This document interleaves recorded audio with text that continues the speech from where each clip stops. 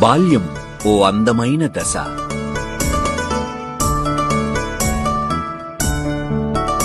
బుడిబుడి అడుగులు తడబడకుండా ఆ అడుగుల చప్పుడుతో మెరిసే చిరునవ్వులతో, చిన్నారుల ఆటపాటలతో వికాస కేంద్రాలుగా అంగన్వాడీలు ఉండాలనే సంకల్పంతో మన గౌరవ ముఖ్యమంత్రి శ్రీ ఏ. రేవంత్ రెడ్డి గారి ఆశయాలకు మరియు గౌరవ మహిళా అభివృద్ధి మరియు శిశు సంక్షేమ శాఖ మంత్రివర్యులు శ్రీమతి దనసరి అనసూయ సీతక్క గారి మార్గదర్శకాలకు అనుగుణంగా మన అంగన్వాడీ కేంద్రాలు కొత్త రూపం దాలుస్తున్నాయి.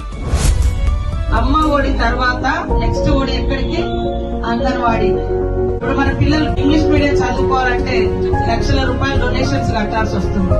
కాబట్టి ఎక్కడికో పోయే కంటే మన అంగన్వాడీ సెంటర్స్ లోనే మరి నర్సరీ కూడా ఏర్పాటు చేసి వాళ్లకు పుస్తకాలు, మరి ఆట వస్తువులు, ఎప్పుడు కూడా గతంలో పిల్లలకు యూనిఫామ్ లేదు, ఇప్పుడు యూనిఫామ్ కూడా ఇవ్వడం జరుగుతుంది.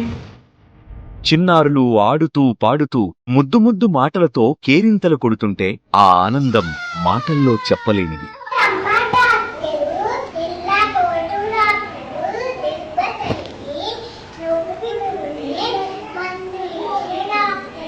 పసిపిల్లలు ఆరోగ్యంగా ఉండాలి, ఆనందంగా నేర్చుకోవాలి అనే లక్ష్యంతో మన అంగన్వాడీలను అద్భుతంగా తీర్చిదిద్దుతోంది మన ప్రభుత్వం.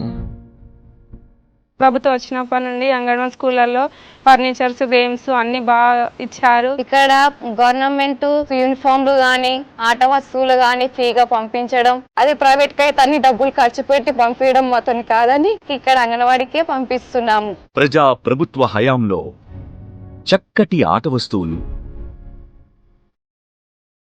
Pre school furniture, ముద్దొచ్చే యూనిఫామ్లు.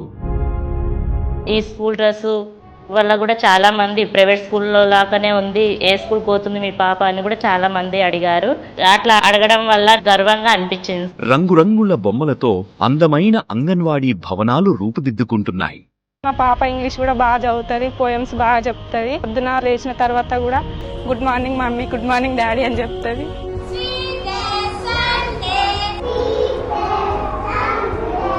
గ్రామ గ్రామాన వాడవాడల్లో ఇదే సంకల్పంతో పిల్లల బంగారు భవిష్యత్తుకు చిరునామాగా మారుతున్నాయి మన అంగన్వాడీలు.